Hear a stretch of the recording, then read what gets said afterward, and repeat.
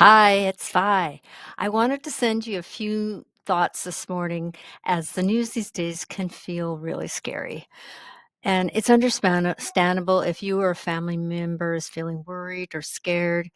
And it is a completely normal response to what feels like a very abnormal situation.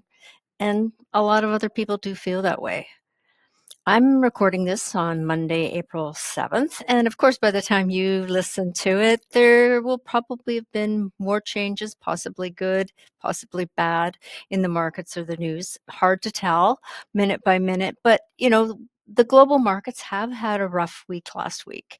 And so far today, while only down about 1%, they do appear to be in kind of a wait and see mode. So that, of course, in the short term could change to the upside or the downside.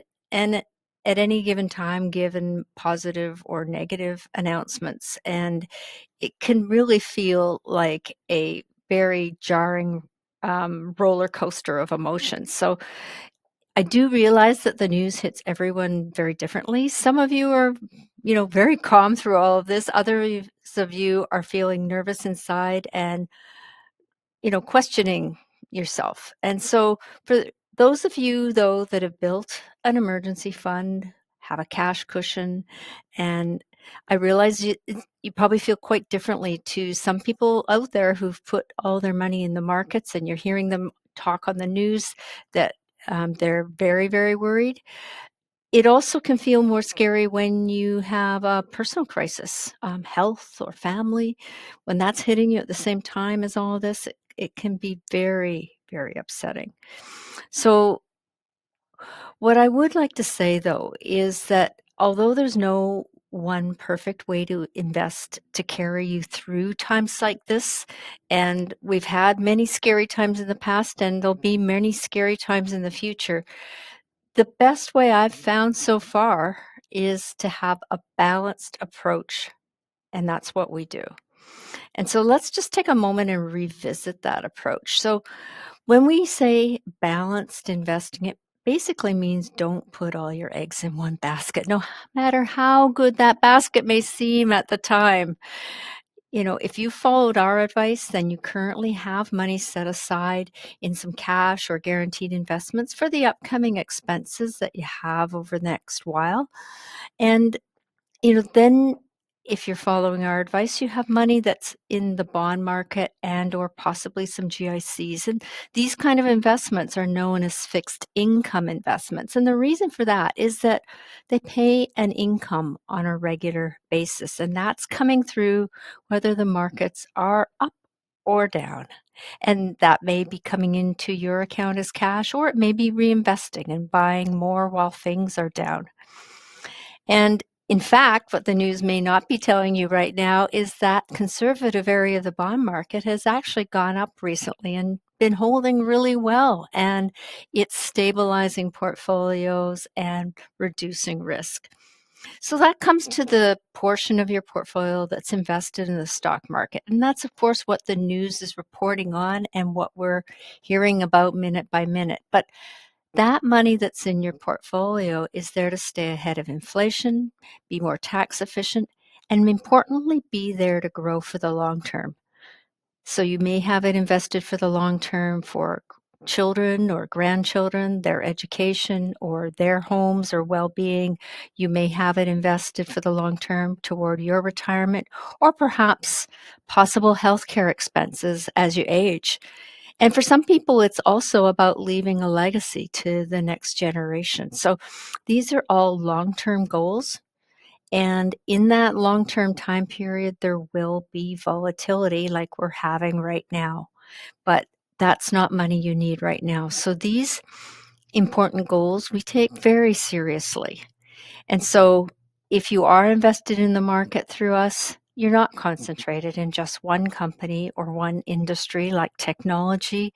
And you're also spread through a variety of industries and a variety of markets. And, many of these investments would be paying income that could again be coming in cash or reinvesting. And dividends, of course, in Canadian companies do get better tax treatment as well. So while I don't know what's going to happen tomorrow, the next week or the next month and what that's going to mean in the stock market.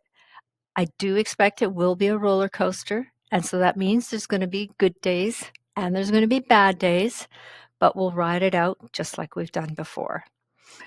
So the recent events that feel scary, you may recall how the high inflation, high interest rate shocks of 2022 felt very scary when the markets turned volatile.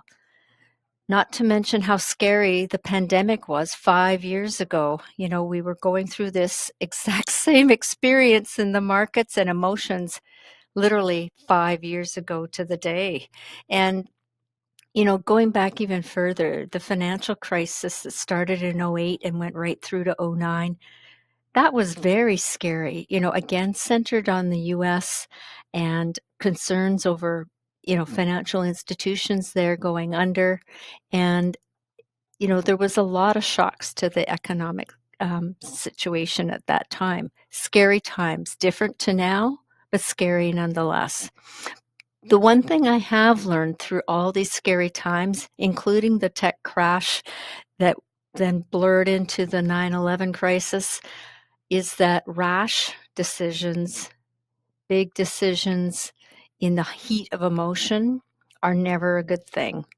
And those rash decisions I've also seen come at very good times in the markets when people are greedy.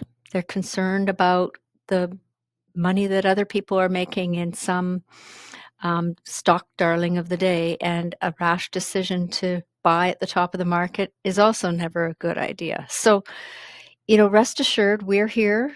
We're continuing to monitor the conditions on your behalf, and we don't have a crystal ball to know exactly how long or how much this scary time will last.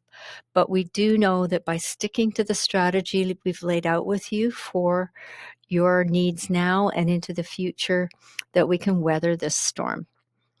If something, though, major has changed in your life, and or there's something just really beyond what I've just described that's concerning, please do reach out. That's what we're here for.